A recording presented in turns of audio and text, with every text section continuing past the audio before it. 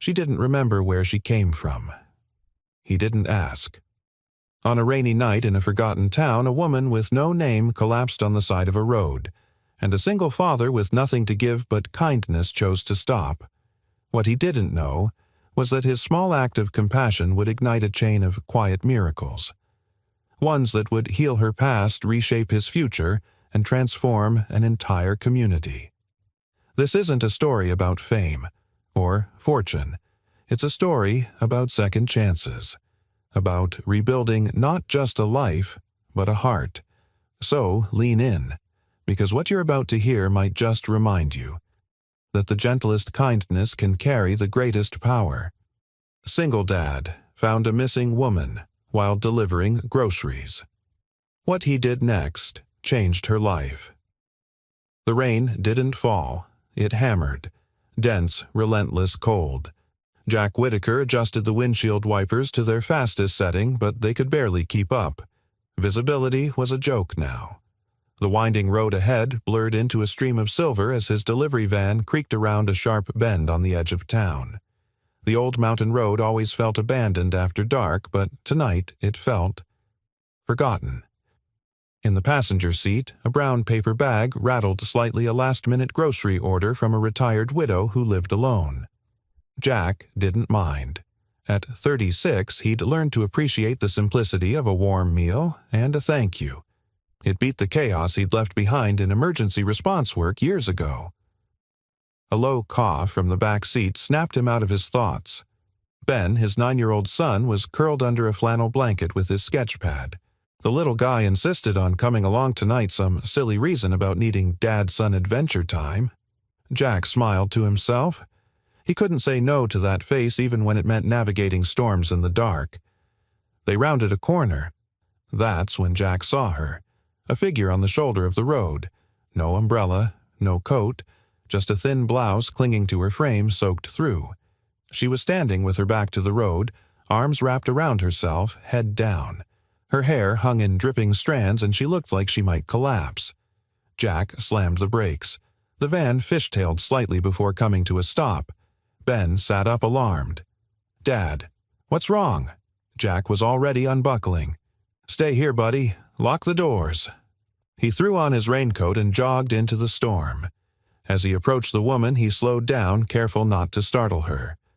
"Ma'am," he called out gently. "Are you okay?" She didn't answer, just stood there trembling. When he came closer, he could see her face young, early 30s maybe.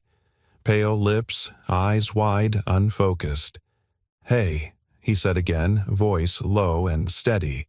"You're freezing." She looked up at him then, and for a heartbeat, Jack forgot everything. Her eyes green, glassy with rain, and maybe tears met his with a confusion so raw it struck something deep inside him. "I don't know," she whispered, "where I'm supposed to go." Jack blinked. "You're not from around here." She shook her head slowly. Rain dripped from her chin. "No. I don't know where I came from." Jack's instincts kicked in. She was in shock. Maybe trauma. Maybe something worse. But this road was miles from town and she had no ID, no bag, nothing. "Okay," he said softly, taking off his raincoat and wrapping it around her shoulders. "Come with me. You can warm up in the van, we'll figure out the rest." She hesitated for just a second before allowing him to guide her across the slick road. Ben stared from inside, eyes wide, as Jack opened the door. "This is—" Jack began. "Claire," she said, barely audible. "I think—" "I don't know." He nodded once. "Okay, Claire, this is Ben. He's my son. Don't worry, we'll get you somewhere safe." She gave a tiny nod before sinking into the passenger seat's soaked clothes clinging to her fragile frame. Jack turned the heat up and handed her a blanket from the back. Ben leaned forward, whispering, "Dad." "Is she hurt?" "I don't know, Bud," Jack murmured, pulling back onto the road. "But we're not leaving her out here." They drove in silence. Claire didn't speak again. She kept her eyes forward as if afraid to look back. Every now and then, Jack glanced over. Her hands clutched the blanket like it was a lifeline. Jack didn't take her to the hospital. He knew better. He'd seen that look before on victims too afraid to speak, too broken to ask for help. He'd seen it in burned-out shelters in the eyes of people who'd survived something they couldn't name. The hospital would mean forms, questions, maybe cops. And she wasn't ready. Instead, he drove her to the small house he and Ben shared just outside town. It wasn't much, but it was warm, safe, a home. He got Ben settled, then found Claire a change of clothes his late wife's packed away but never thrown out. Claire didn't ask. She only changed, sat on the couch, and wrapped her hands around the mug of tea he gave her like it was the first warmth she'd felt in months. "Do you want to talk?" Jack asked finally. She looked up, eyes flickering. "I don't remember where I was, just the sound of water, something breaking. Then, here, someone hurt you." A long pause. Then just, "I don't know." Jack nodded again, slow. He wouldn't press. He'd learned that silence, when held with kindness, could speak louder than questions. Later that night, when Ben had gone to bed and the house was quiet, Jack stepped out onto the porch. The rain had stopped, but the air was heavy humming with something unresolved. He watched the dark tree line beyond the fence. Something about tonight felt off. Not wrong, but unfinished. Inside, Claire sat staring at nothing, hands still wrapped around the cooling mug like she was bracing herself against a world only she could see. And in that moment, Jack knew whatever storm she'd come out of hadn't ended. It had just followed her home. The next morning brought a stillness so complete it almost felt unnatural. Jack stood in the kitchen flipping pancakes while the soft sizzle filled the room. Outside, the trees shimmered with leftover raindrops and sunlight filtered through the wide kitchen windows in muted gold. It was a new day, but the storm from last night hadn't really passed. Not for Claire. She sat at the edge of the worn couch, stiff and silent, wrapped in the same blanket from the night before. Her hair, now clean and brushed, fell over her shoulders in waves, but her eyes remained distant, like she was still halfway between worlds. She had eaten half a banana and sipped at the tea Jack made, but that was all. Still, it was more than nothing. Jack glanced over. "Ben loves pancakes. Would you like some?" She didn't answer right away. Then quietly she asked, "Why are you helping me?" Jack flipped a pancake, took a breath. "Because you needed help." She looked at him as if trying to understand a language she hadn't heard in years. "You don't know anything about me." "I know enough," he said, meeting her eyes. "You were freezing. Alone. Scared. That's all I needed to know." Claire's expression softened, but she quickly looked away. The lines in her forehead deepened. "I don't remember much. I thought I knew my name last night. But now I'm not sure. Claire. It sounds familiar, but it could be wrong." Jack gently placed a plate in front of her. "You can be Claire until you remember otherwise." Ben shuffled into the kitchen, hair a mess, dragging his sketchpad under one arm. "Morning," he mumbled, rubbing his eyes. Then he stopped. "Hi again." Claire blinked. "Hi, Ben." "You look better," Ben said cheerfully, sliding into his usual chair. "Dad makes awesome pancakes." She smiled barely, but Jack caught it. A flicker of warmth amid the fog. As they ate, Jack watched the subtle way Claire responded to her surroundings. She jumped a little when the kettle whistled. She flinched when a siren wailed faintly from the highway. Her fingers trembled slightly when she reached for the fork. This wasn't just memory loss. It was trauma. Something had hurt her deeply and recently. Later that morning, after Ben left for school, Jack offered Claire his wife's old hoodie and took her for a walk around the yard. Not to push her, but to ground her. Sometimes being among trees and sun and clean air could do what no therapist could. He led her to the garden bed out back now, overrun with fall leaves. "I used to try growing vegetables here," he said, crouching to pull a weed. "Turns out I'm better at raising a kid than a tomato." That earned a faint chuckle.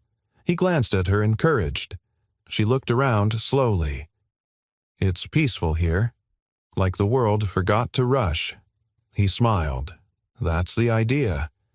They sat on the back steps. The silence wasn't awkward, it was comfortable.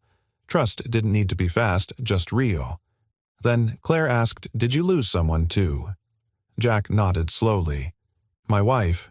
Cancer. Ben was 5. I'm sorry," she said gently. "Thank you. It was a long road, but he's the reason I kept walking." Claire wrapped the hoodie tighter. "I think I had someone. Or I lost someone. Or maybe I ran from someone." Jack said nothing, just waited. She stared at the trees. There are flashes, sounds, water rushing, a door slamming. I see hands, hear a voice, but it's like trying to catch smoke. "Do you want to go to the police?" "No." The answer came fast, too fast. She took a breath. "Not yet. I don't even know what I'd tell them. That I forgot my own life." Jack hesitated, then said softly, "You don't have to figure everything out today." That evening, while Claire rested, Jack tucked Ben into bed. The boy looked up at him and whispered, "Is she gonna stay?" Jack brushed his son's hair back. "I don't know, bud. She's figuring things out." Ben hugged his sketch pad. "She looks like someone who needs a home." Jack paused at the door. "Yeah," he said, voice low. "She does." He found Claire in the living room staring at the fireplace he hadn't lit in months. She didn't look up when he entered. "I'm not trying to be a burden," she said quietly. "You're not. I don't know how long I'll need to be here. As long as it takes." Her eyes welled. "You don't even know me." Jack sat on the other side of the room, leaving space. "I know who you are right now. And that's enough." There was a long silence. Then Claire whispered, "No one's ever said that to me before." That night, as she slept on the couch, restless but safer than the night before, Jack stood in the hallway, arms crossed. He didn't know who Claire really was, what she was running from, what her past might reveal. But he knew this: she didn't need answers right now. She needed a place where the questions could wait. And maybe she'd found it here. By the third morning, Claire had begun to move through the house like a ghost who was slowly remembering how to be human. She rose early, helped Jack make breakfast without being asked, and quietly made the bed she slept on in the living room. She smiled more timidly, like someone trying on joy for the first time in years, but it was there. Even Ben noticed. "She's less floaty today," he whispered to Jack while tying his shoes. "Like she's starting to land." Jack chuckled and ruffled his son's hair. "That's a good thing, right?" Ben nodded. "Yeah, I think she's nice." So did Jack. There was a calmness about Claire, even in her brokenness. A kind of silent resilience that made people lean in instead of pull away. She still didn't remember much. Her memories were fragmented flashes that came and went like static, but she moved through the day with more steadiness. That morning, Jack even caught her humming while she folded laundry. It was only when Jack stepped into the garage that things shifted. He'd gone out to find an old toolbox for a leaky faucet when he noticed the stack of newspapers shoved behind a broken lamp on the shelf. They were from a few months back, untouched since spring, when he stopped subscribing after realizing bad news in the world didn't need his attention to exist. He picked one up absently, scanning headlines about state funding cuts and high school renovations, when a photo on the second page made his stomach tighten. It was her, not just someone who resembled her, Claire, or whoever she really was. The image was smaller than a credit card, but it showed her walking out of a courthouse chin, down hair, tied back eyes, hidden by sunglasses. The caption read, "Claire Devon. Famed architect disappears amidst embezzlement scandal. Last seen after being accused of mismanaging funds in the Willowbrook Community Project." Jack stood frozen, the paper trembling in his hands. Devon. That had to be her real name. He flipped through the article. It wasn't long, just a column and a half, most of it speculation. Words jumped out at him: brilliant but reclusive charity project under federal review refused to comment last seen near the Oregon coast. Claire Devon had vanished after a massive scandal, and now she was in his house washing dishes and teaching his son how to sketch trees. Jack folded the paper, carefully walked back into the house, and placed it on the dining table without a word. Claire came in a few minutes later with a tray of eggs and toast. Her eyes dropped to the paper and froze. She stared, said nothing. Her hand trembled as she lowered the tray. Jack kept his voice low. "Is that you?" She didn't answer right away. Her gaze locked onto the image like it might reach out and swallow her whole. Then in barely a whisper, "Yes." Jack leaned on the counter. Claire Devon. She sat slowly nodding once. "That was my name." He waited. Claire took a long breath. "I designed buildings, community centers, shelters. Then came the Willowbrook Project. It was everything to me. A children's library for underserved neighborhoods. We had backing volunteers, land donated by the county." She paused, voice cracking, and then the funding disappeared. Overnight, into someone else's hands. They said I moved it, lied, manipulated donors. But I didn't. I swear I didn't. Jack nodded, still watching her. "Why didn't you fight it?" "I did," she said barely above a whisper. "But the firm turned on me. My lawyer dropped me. The media made it look like I vanished in guilt. And then I did vanish." Jack's face softened. "Where did you go?" "I don't know," she said honestly. "I left everything, my apartment, my phone. I drove until I didn't know where I was. The only thing I wanted was to forget I ever existed." There was silence for a long time. Claire finally looked up, bracing for judgment. But Jack didn't flinch. Instead, he quietly folded the newspaper closed, slid it off the table, and walked over to the trash bin. He dropped it in without a word. Claire's eyes filled. "Why did you do that?" Jack shrugged. "That's old news. You're here now. That's what matters." She stood, voice shaking. "You don't have to believe me. I wouldn't blame you if you didn't." He looked her in the eye. "I don't know everything, but I know the woman who showed up in the rain didn't lie about needing help. That's enough for me right now." Claire's lip trembled. She sat back down hard in the chair and covered her mouth with both hands, trying to contain the sob that pushed its way out anyway. Jack didn't rush to console her. He just sat beside her close enough to show he wasn't leaving. That night, as she stood in the hallway looking at a photo of Jack and Ben framed in weathered wood, smiles, wide eyes bright, Claire whispered to herself, "Don't run this time." And for the first time since arriving, she allowed herself to believe maybe kindness could still rebuild what the world tried to tear apart. It had been nearly a week since Claire came into their lives like a whisper on the edge of a storm. By now, her presence in the house felt familiar.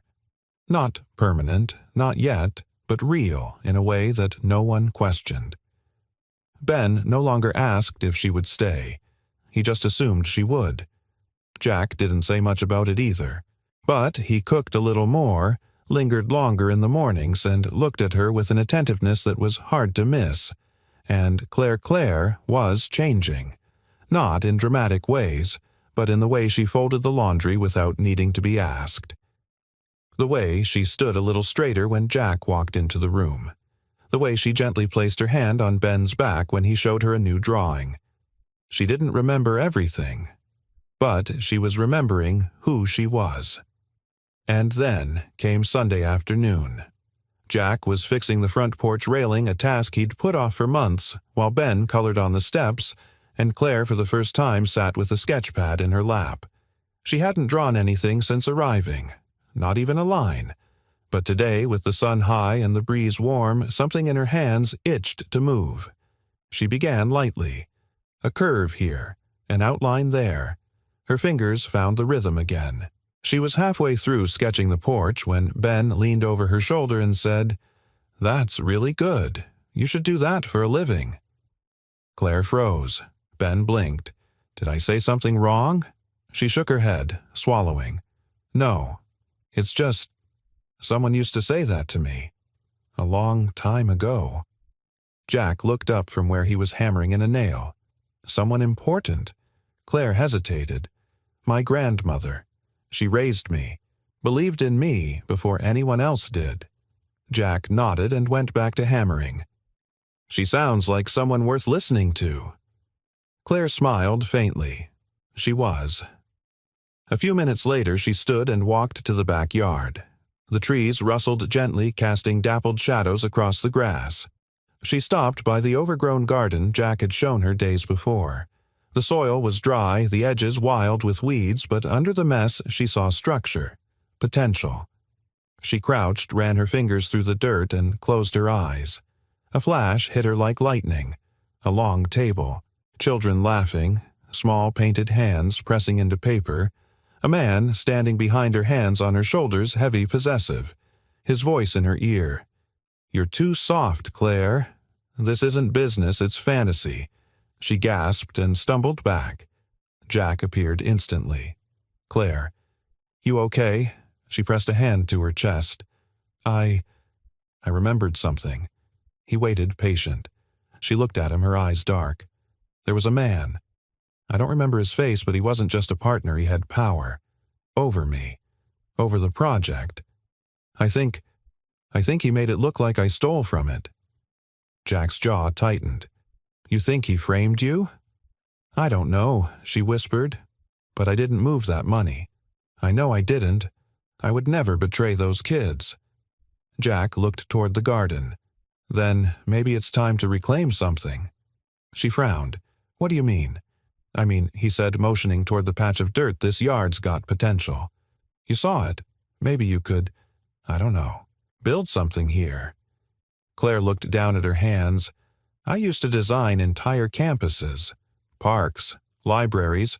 I've been drawing again, but I don't know what I'm building for." Jack met her eyes. "Maybe you're building for you this time."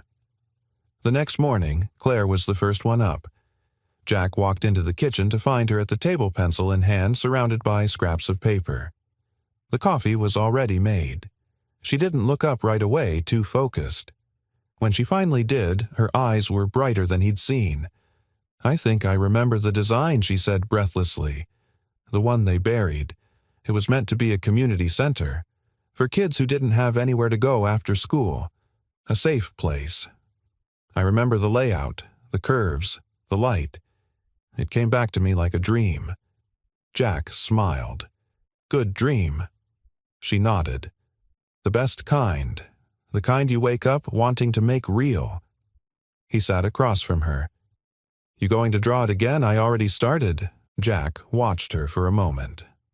Then, softly, "I never asked why you went into architecture." Claire paused. "I used to sit on the front steps of my grandmother's house and draw places I wished existed. Places where people could breathe. Places where no one felt small. I thought if I built them, maybe I could build something good inside myself, too." Jack didn't say anything. He just reached for his mug and took a long sip, letting the weight of her words settle. Later that day, she pinned the rough sketch to the fridge. Ben studied it for a long time. "Is that a real building?" "Not yet," Claire said gently. He looked up at her with wide eyes. "Can we help you build it?" Claire smiled, deep and real. "I hope so, Ben." And for the first time since she arrived, Claire didn't feel like a ghost. She felt like a blueprint coming back to life. A foundation being restored one quiet miracle at a time. The garden had become Claire's canvas. By the end of the second week, the backyard was no longer a forgotten patch of stubborn weeds and dry soil. Under Claire's hands, it had transformed into something alive, organized, intentional, almost hopeful. She started with small things. A row of lavender. 2 tomato plants Jack had nearly given up on. Wildflowers from a local nursery. Each addition seemed to breathe something new, not just into the yard, but into her. Jack would watch her from the kitchen window in the mornings, coffee in hand, as she worked quietly in the earth, hair tied back, sleeves, rolled eyes focused. She moved like someone who had lived through winter and finally trusted spring might return. "You know," he said one afternoon, stepping out onto the porch, "this is starting to look less like a hobby and more like a mission." Claire stood wiping her hands on her jeans. "Maybe it is." Jack smiled. "What's the plan?" "I don't know," she said honestly. "I just know it feels good to make something that grows." He nodded, folding his arms. "You ever think about starting over completely? Like new name, new place, new everything?" Claire considered it. "I used to. When I first got here, that's all I wanted, to disappear, erase everything. But now, I'm not so sure. Maybe I want to face what I left. Just not yet." Jack's gaze softened. "Well, when you're ready, you won't be alone." Claire looked at him. Really looked. For a moment her defenses dropped and she allowed the quiet truth of that to reach her. "I know," she whispered. That evening, while Claire watered the flowers and Ben worked on a school project inside, Jack went into the garage to find a box of old supplies. He hadn't touched his late wife's art materials in years, charcoal pencils, brushes, paints she never got to finish. He'd kept them out of guilt and nostalgia, too afraid to give them away, too heartbroken to use them. He stared at the box a long time. Then, slowly, he carried it into the house.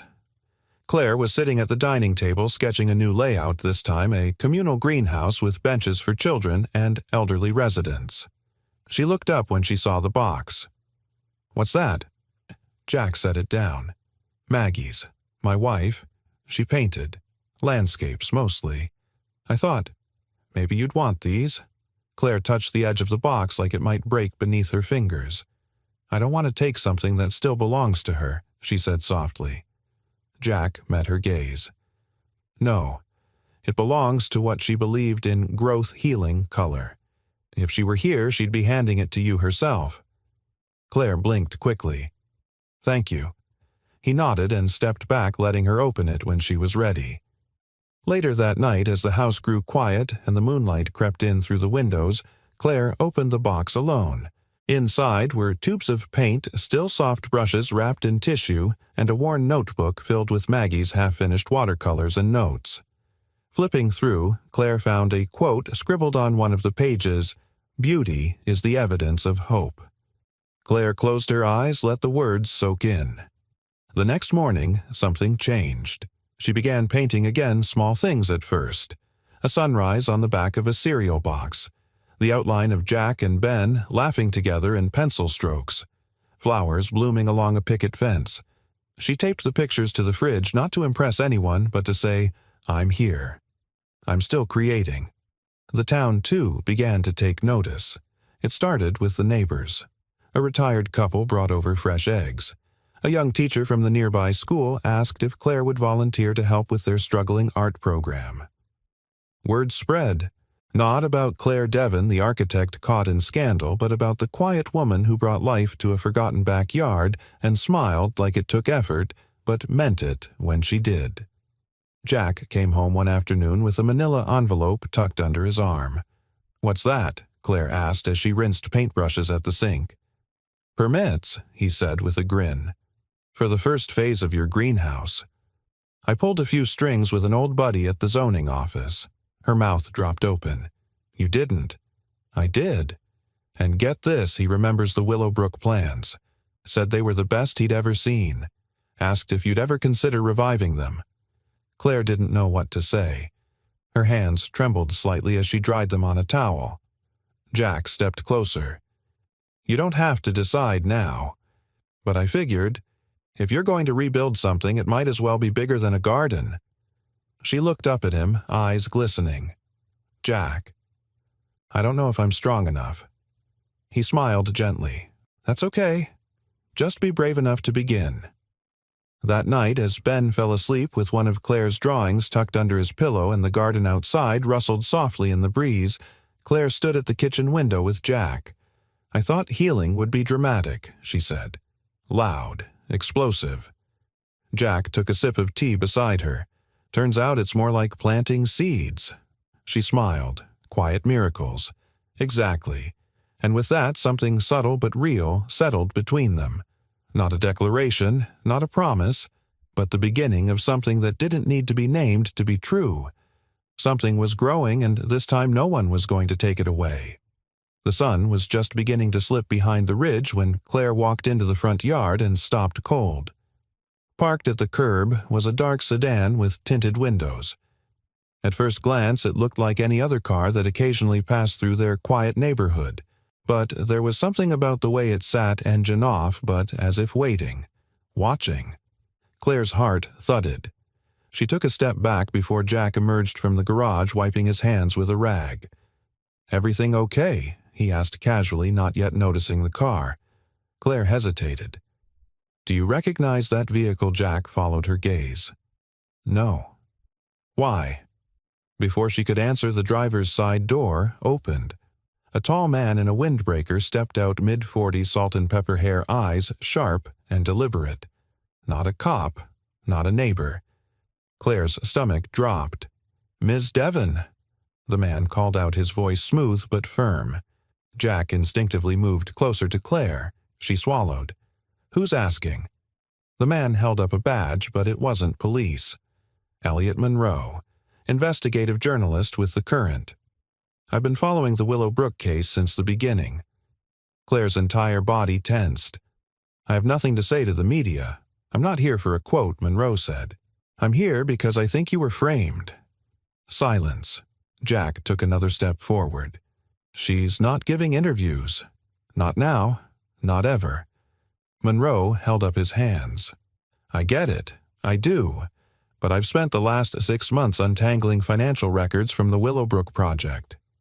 Do you know how many signatures on those transfer slips matched yours? Ms. Devon." Claire didn't answer. "0, Monroe said. "Not one. They were forged. And I can prove it." The words dropped like stones. Claire blinked, disoriented. "That's not possible. The investigation was closed. They buried everything."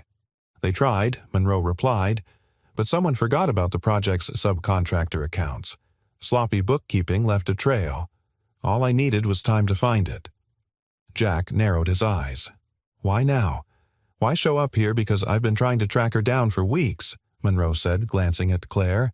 "And when I saw a permit request go through under the name Jack Whitaker, an old firefighter with a shared address, I got curious." Claire folded her arms, voice tight. "So, you're here to—" "What?" "Clear my name with a headline." "I'm here," Monroe said carefully, "to give you a choice." He stepped forward, handed her a small folder. Inside were copies of transaction ledgers, court summaries, and a typed note, "Primary suspect Daniel Kane," with a photo clipped to the corner. Claire stared at the face. Her breath hitched. Daniel. Her former business partner. The man she once trusted with everything. The man who'd stood behind her at the ribbon-cutting ceremony, hand on her back like he owned her. "I never signed those forms," she whispered. "I know," Monroe said. "And if you're ready, we can show the world." Claire looked up, trembling. "But they already decided I was guilty. My name's Poison." Jack stepped in gently. "That can change." Claire glanced at him, then at Monroe. Her voice dropped. "If I do this, if I speak up now, it means everything becomes public again. I lose whatever peace I've found." Jack didn't say anything. He just looked at her with quiet strength, the same way he did the night he found her in the rain. Not pushing, just standing beside her. And that was enough. She took a slow breath. "Okay, I'll meet with you. But not here. Somewhere quiet." Monroe nodded. "You tell me when and where." He turned and walked back to the car. Before getting in, he paused. "You were never meant to vanish, Claire. You were meant to finish what you started." Then he drove off. Inside, Claire sat at the kitchen table, still holding the folder. Ben walked in from the living room holding his sketch pad. Who was that man? Jack gave Claire space to answer. "A reporter," she said carefully. "He's trying to help me fix something I didn't break."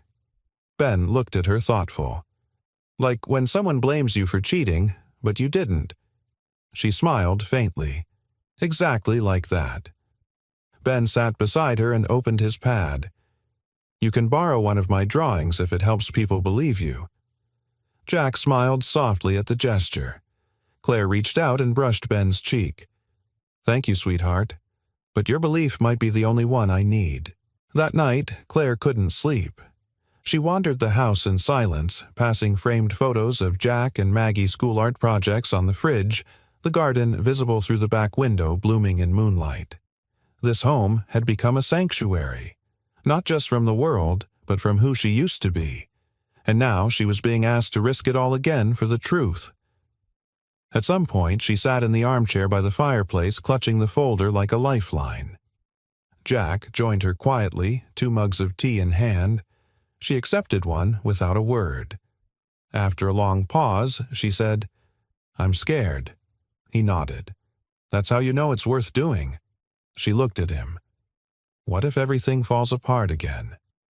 Jack met her gaze steady. "Then you build something stronger. And this time, you don't build it alone." Claire stared at him for a long moment, and slowly, hesitantly, she reached out her hand and placed it on his. No promises, no declarations, just quiet solidarity, and the strength to face what was coming. Together. The first stake was driven into the soil on a Tuesday morning. Claire stood in the middle of the backyard holding the sketch of the greenhouse close to her chest. Around her, a small but eager group of neighbors, retired teachers, a high schooler with green hair, a widowed carpenter watched as Jack hammered the first post into the ground. Ben, barefoot in the grass, lifted a small flag made of paper and tape. "Future sight of big plants and bigger dreams," it read. Claire laughed out loud, not a polite laugh, not a careful, quiet chuckle, a real, full-bodied laugh. Jack looked up smiling at the sound. "What's funny?" Claire wiped her eyes. "That name. It's perfect." Jack tilted his head. "You sure I thought you were going with the community garden project or something fancy?" She shook her head, beaming. "No, that one feels like something I used to build for grants." "This," she nodded at Ben. "This is for people." For weeks now, Claire had been quietly working behind the scenes to reclaim the Willowbrook plans, not to resurrect the name or clear her image, but to breathe life into the soul of what it had once meant. Monroe the journalist kept his distance but sent updates, daily copies of sworn statements, timestamps, ledgers, even a formal request from a nonprofit that wanted to review her original design. The truth was coming to light, but Claire wasn't waiting on redemption to move forward. She was already rebuilding, in soil and sketches and people. By noon, the garden had shape. Raised beds, chalk outlines for benches, a borrowed picnic table donated by a neighbor who couldn't kneel anymore but wanted to sit and supervise. Claire knelt to plant the first seedling sunflowers, and as her fingers pressed into the earth, she felt something shift. Not just in the yard, in herself. For the first time in a long while, she wasn't running from something. She was running toward it. That evening, the porch was bathed in the warm amber of early summer light. Claire sat on the top step, sipping lemonade Jack had made, while Ben sprawled on a blanket nearby, reading a book and pausing occasionally to add to a sketch of the garden. "Do you think sunflowers really turn to follow the sun?" he asked suddenly. Claire smiled. "Yes, they do." Ben looked skeptical. "Is that real, or like a nice story?" Grown-ups made up, Jack joined them with a grin. "Sometimes the nice stories are the real ones." Claire turned to Ben. Plants bend toward the light. Even in dark soil, even when they've been buried, they reach for warmth. It's not a trick, it's how they survive. Ben squinted at his drawing. "So, if someone's been buried in a lot of dirt, they can still grow." Her voice caught in her throat, but she nodded. "Yes, sweetheart. They can grow into something beautiful." Jack glanced at her, the silence between them, weighted and warm. "I met with the art teacher today," Claire said, changing the subject gently. "She wants me to help design an outdoor classroom on the school grounds." Jack raised an eyebrow. "That's big. It's something Claire said. I told her I'd do it, if the students helped with the design." "You're really doing it," he said, voice soft. "Starting over."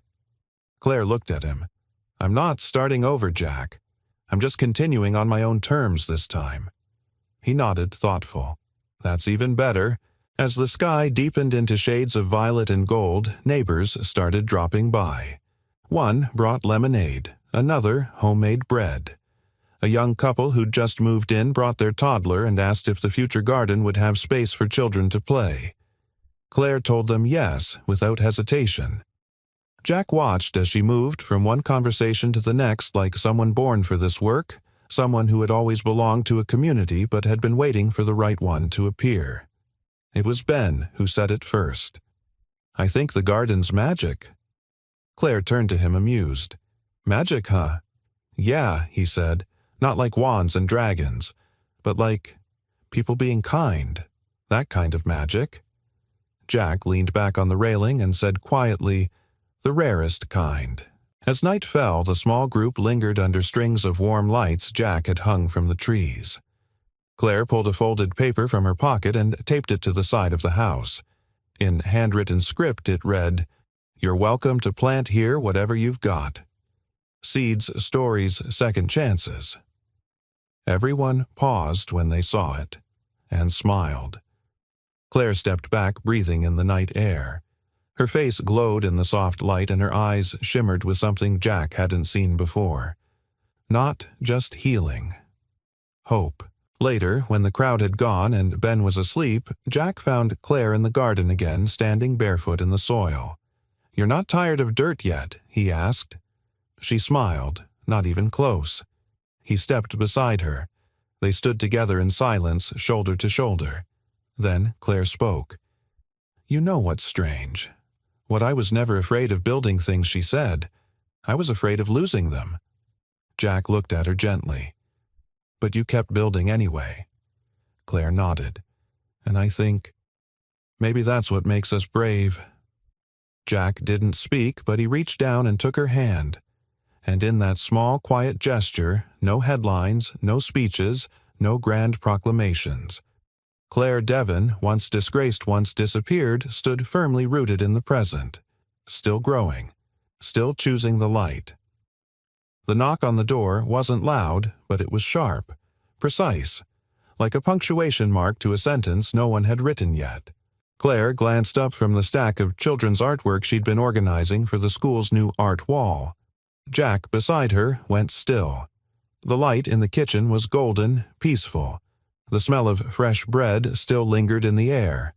But the moment that knock landed, something shifted. Ben looked up from his cereal. "Are we expecting anyone?"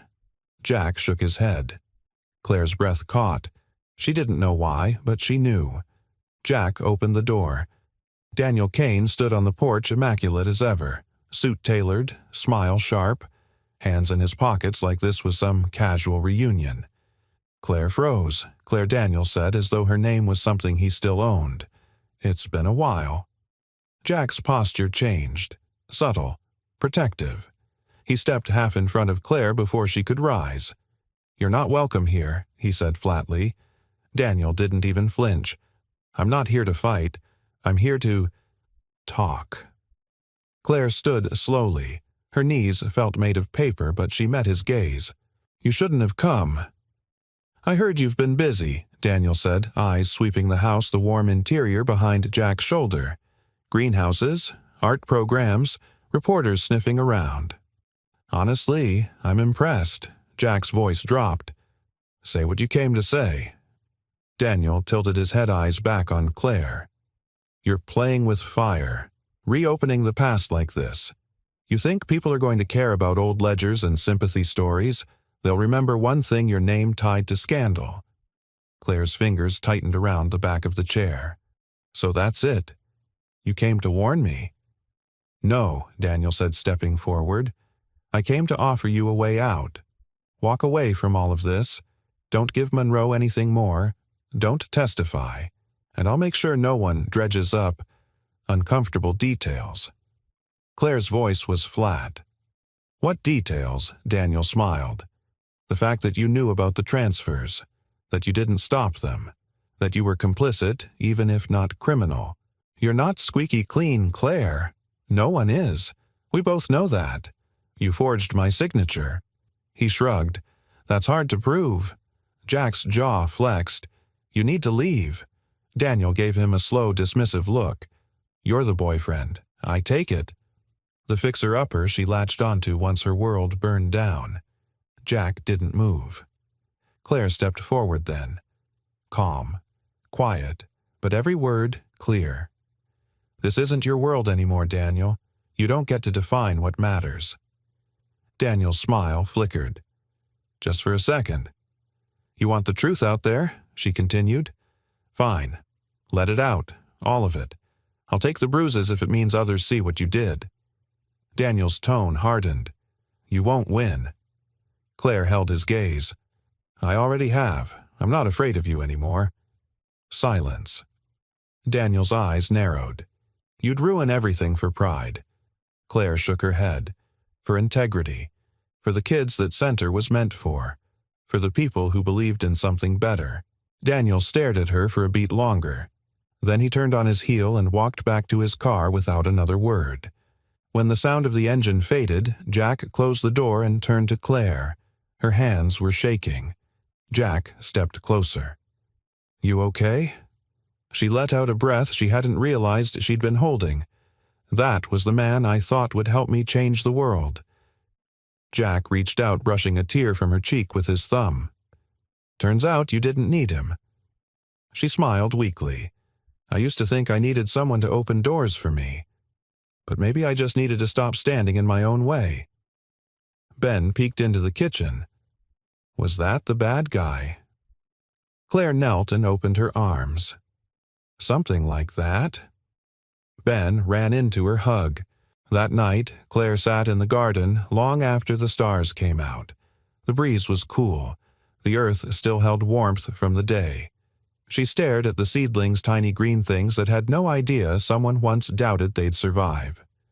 Jack joined her in silence. He didn't need to ask what she was thinking. Claire spoke without turning. "I used to believe that people were either good or bad. But it's not that clean. People make choices, and sometimes they choose selfishness." He nodded. "And sometimes they choose kindness." Claire looked at him then. "Thank you for letting me find the difference." Jack smiled. "You didn't need me for that." "No," she said softly, "but you reminded me what it looked like." The porch light cast a soft glow over them. Somewhere in the house, a wind chime rang gently. Claire looked at the night sky and whispered, "Tomorrow I give Monroe the final files. The original drafts, the timestamps, the sketch with the forged signature overlay. It'll be public." Jack didn't flinch. "You're sure I'm sure," she said. "It's not about clearing my name anymore. It's about clearing the ground so something better can grow." Jack nodded slowly. "Then whatever happens, we're with you." She turned, eyes shining. "We, Ben and me," he said. "This house, this garden, this life we're building. It's all part of your story now." Claire reached for his hand. "Then I'm not afraid." And for the first time since her world fell apart, she meant every word. The meeting room at the town library wasn't grand, just 4 beige walls, a dusty projector screen, and a long oak table that smelled faintly of lemon polish. But to Claire, it felt like a courtroom, a battlefield, a place where truths were either laid bare or buried deeper. Elliot Monroe was already there, laptop open, stacks of documents neatly arranged. He looked up as she walked in with Jack beside her and gave a respectful nod. "You sure about this?" he asked. Claire set her bag down and took a slow breath. "I've been sure since I let him scare me at the door. That ends today."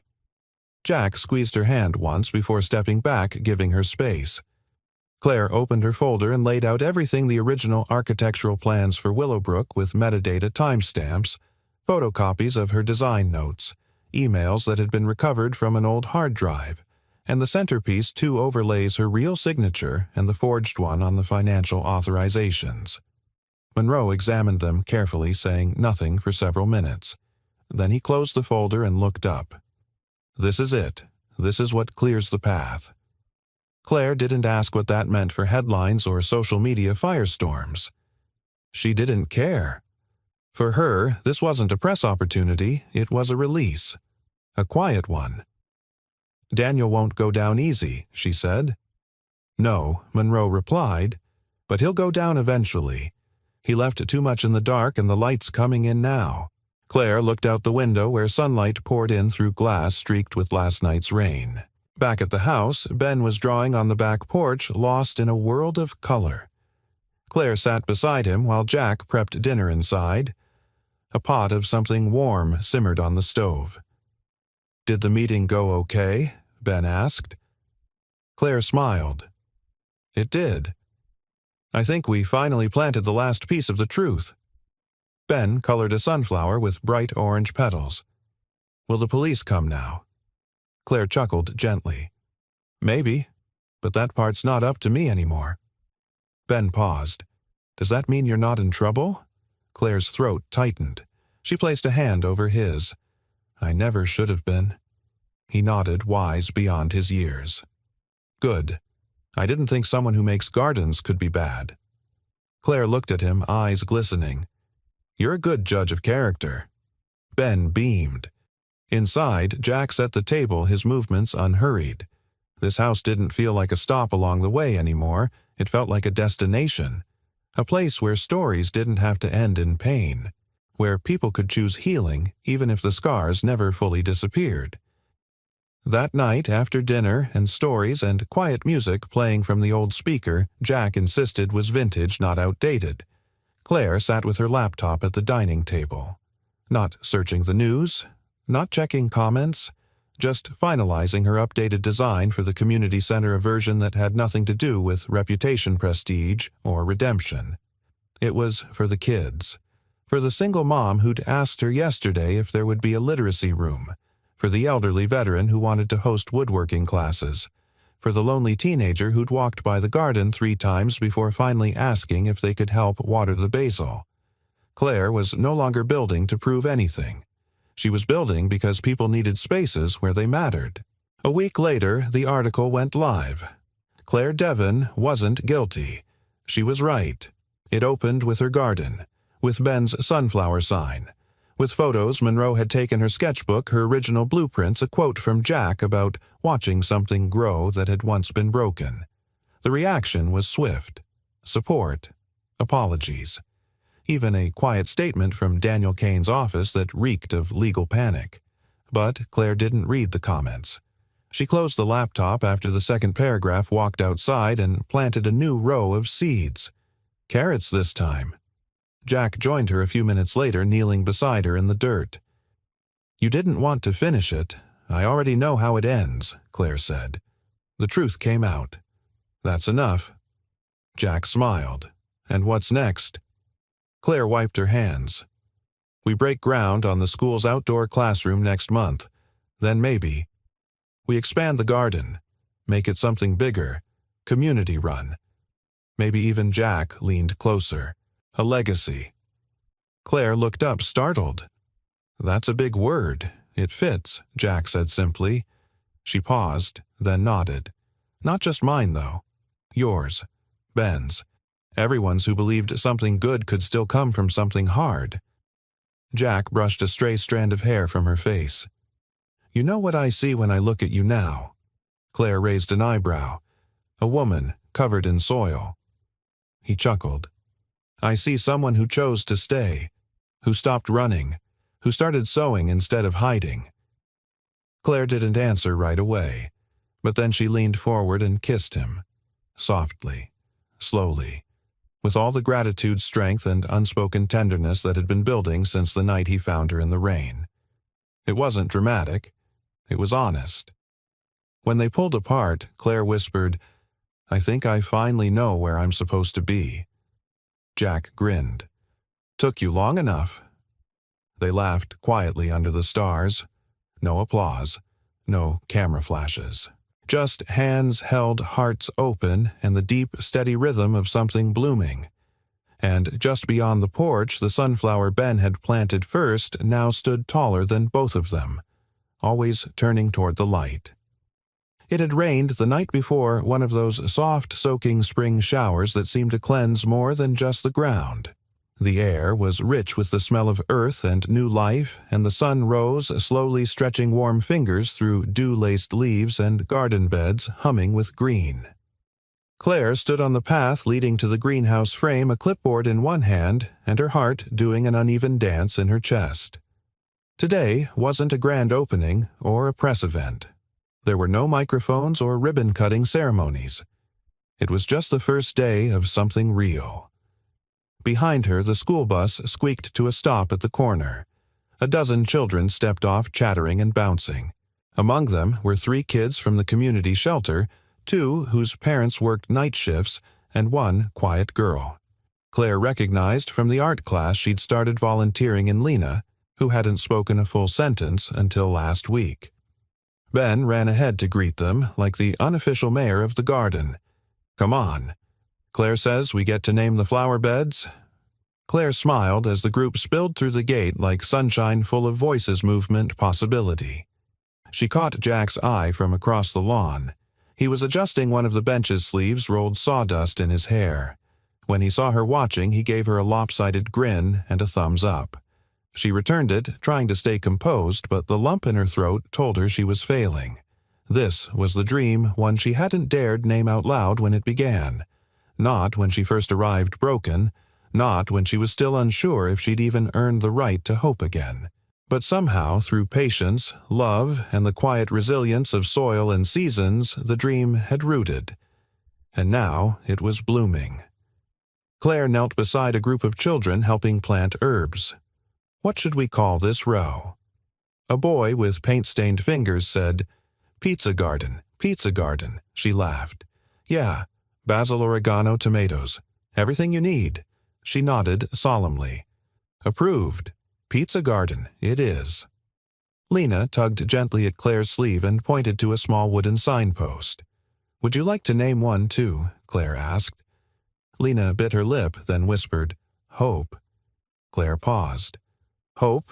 The girl nodded. "Because I didn't think I'd ever like being outside again." Claire's eyes stung. She squeezed the girl's hand. "Hope it is." Later that afternoon, as the kids gathered in a semicircle for story time under the shade structure, Claire walked back to the porch for a break. Jack was already there, handing her a glass of lemonade. "I've never seen you this quiet," he said, sitting beside her. She chuckled. "I don't think I have room left in my chest. It's full." Of. She looked out at the garden, the kids, the signs, the colors, the life. Gratitude, peace, something that feels a lot like home. Jack nodded. "You earned every inch of this." She turned to him, serious now. "I didn't do it alone." "No," he said. "But you were brave enough to begin." Claire leaned her head on his shoulder, and they sat like that for a long while, 2 people not chasing anything, just being. It was a stillness, hard-won and well-kept. As twilight began to settle, the last of the children were picked up. Lena was the last to leave, waving goodbye with dirt still under her nails. Claire waved back, heart full. She walked to the garden one last time, making her rounds. She stopped in front of the oldest sunflower, the one Ben had planted when the ground was still hard and the future unsure. It had grown taller than the fence now, its golden head bowed slightly as if nodding in quiet approval. Ben joined her, standing beside her, barefoot in the soil. "It looks happy." "It does," she agreed. He glanced up at her. "You look happy, too." Claire knelt beside him. "I am. Are you going to stay here forever?" She paused. "You know what I think I just might." He grinned. "Good." Jack appeared a few minutes later with a flashlight. "Sun's down, gardeners. Time to go in." But Claire didn't move right away. She looked out at what they had built, not just the garden, but the moments inside it. The soft reopening of her heart, the laughter she thought she'd lost, the rhythm of belonging she didn't realize she'd craved. It wasn't a grand monument.